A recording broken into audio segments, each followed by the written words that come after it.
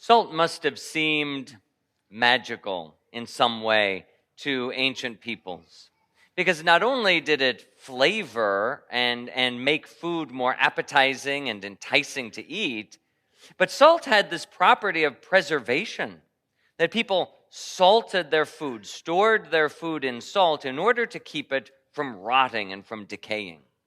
So salt not only pleased the palate, but it seemed that salt also had a mysterious power about it, that salt could repel decay, which means it could undo death and the effects of death, that it stopped death in its tracks, it stopped the rot, it stopped the decay.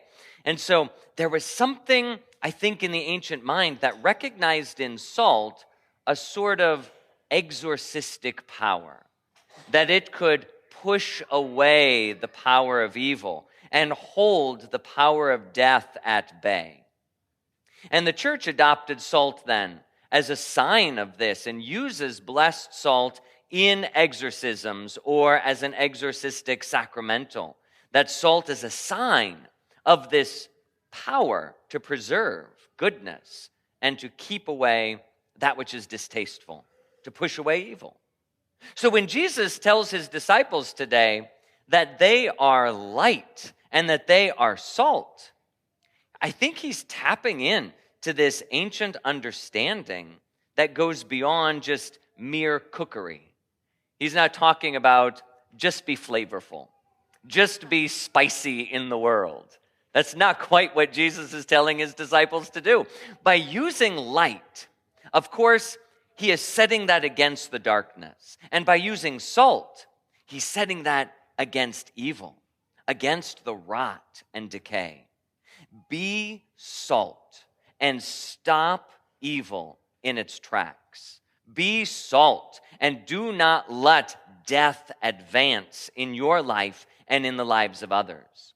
Be light and push back the darkness. These metaphors, these images that Jesus gives us today speak loudly because they show that his people have a particular power. For the last several weeks since the Epiphany, we have been recognizing God as light, that Jesus is revealed as the light of the world, the light of the nations, that God himself lives in unapproachable light, that there is light from on high that is revealed to all peoples. Today, Jesus begins to shift that narrative and apply it to his disciples. Not only am I light for the world, but you are light for the world. Not because you possess the light in and of yourselves, but because you are my disciples. You are joined to me. You bring something different into the world. You shine where there is no light, and you stop evil in its tracks where there is the advancement of it. The more you are united to me, the more that light and that salt are alive in your lives. Jesus' disciples then, in some sense, are given a mandate today to be these things. And that then affects what they do. St. Thomas Aquinas reminds us that the things that we do flow first from who we are, that our being comes first, and that being disciples of Christ, being joined to Christ, then that implies what we will do, that our effects, our actions, the things that come out of us because they are out of Christ, because they're rooted in him. When we find our rootedness in him, we find our identity, we know what we're supposed to do, and then we have an effect in the world. It's not just you and I trying to change things. It's not just you and I working in this world, but rather it's Christ working in the world. Those good works, those actions of love and charity and justice and mercy, those are the things that flow out of being Christ. Those are the things that are light in the darkness, and those are what push evil back. The prophet Isaiah speaks to his people who are in darkness. They are still in exile. They are removed from the promised land and wonder probably, Will we ever get back? Has God forgotten us? Have we been abandoned forever? Is the covenant over? The promises forsaken? Who are we? Their identity is beginning to crumble. And Isaiah reminds them that even though they sit in darkness, you must be light in this darkness. You must demonstrate justice. You must demonstrate mercy. You must be men and women of charity. You must clothe the naked and feed the poor and all of those things. That by doing that, there will be bursts of light that come out of this place of exile. And you will see the covenant is still alive. That is not attached to that land, to that plot of land over there, but that covenant is in your heart. And the more you live it here, the more then that the light of the promised land over there shines here. St. Francis of Assisi famously said that the light of a single candle can dispel the darkness of the entire world. Because sometimes in our mind, we think that darkness is the opposite of light. And when you're teaching your children opposites, that hot and cold, light and dark, soft and hard, these sorts of things. But in reality, darkness is not the opposite per se of light. Because light is something. Light has reality to it. Darkness is merely the absence of light. It is not a thing that stands opposite of light. It is the reality when there is no light. If it were the opposite, it would have a sort of equal push and pull. It would have an equal power. But all you have to do is turn on the light, and the darkness immediately vanishes. There's no fighting between the two. Darkness has zero power.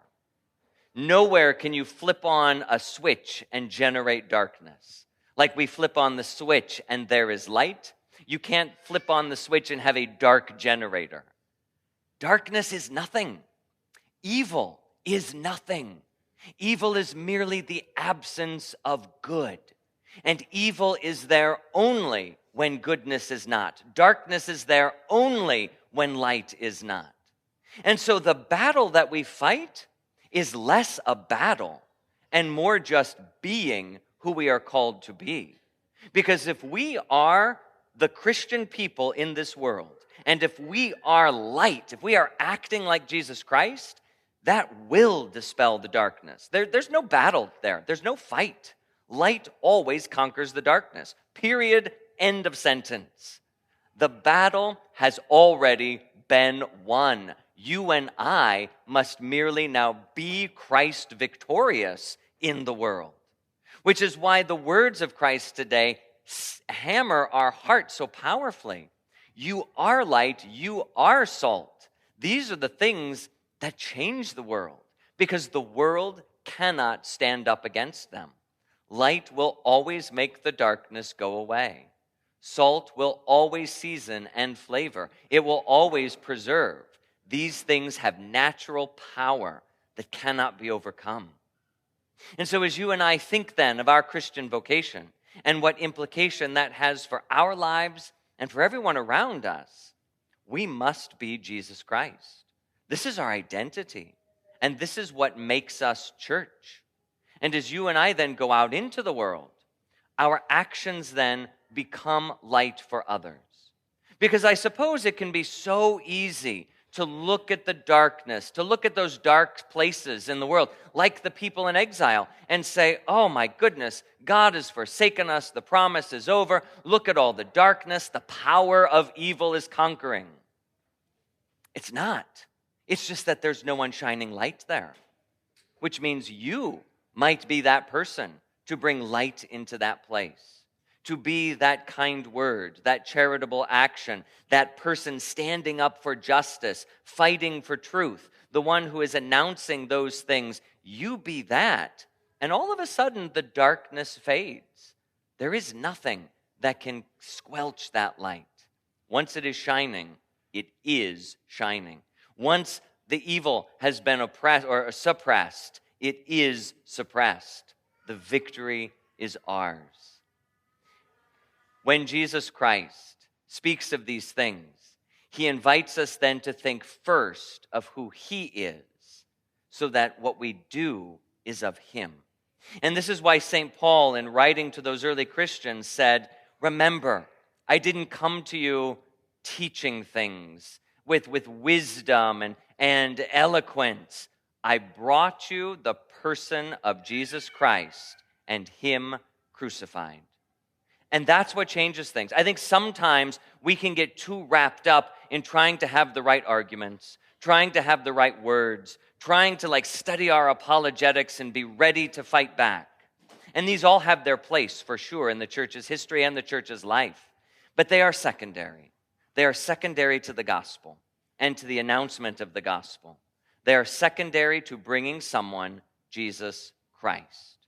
If I bring someone an argument, no matter how eloquent that argument is, it will not conquer a heart. I have been in the situation where I have walked someone down the path of logic. Is this true? Yes. And is this true? Yes. Then this must be true. Yes. Well, then the final conclusion can only be this. Well, I still don't believe it. You can lead the horse to water, and they choose not to drink. But if you bring them not an argument, but the person of Jesus Christ who loves them and wants to be known by them, it changes everything. That's how the martyrs survived, but persisted in their trials. And that's how the saints conquered the world. When Pope Gregory sent missionaries out from Italy into Europe, he did so because he realized Italy would fall to the Vandals and to the Goths and the Visigoths and to the barbarians. It would fall unless those people were converted. And how did they convert them? Not by winning them over with arguments, but by telling the story of Jesus Christ crucified. Here is the person who loves you and died for you and now wants you desperately for his own. That conquered the nations. It wasn't an argument. It was the person of Jesus Christ. Be light and be salt, and you will win. Put your faith in the person of Jesus Christ and let his work shine in your actions, and you will see that the victory is already ours.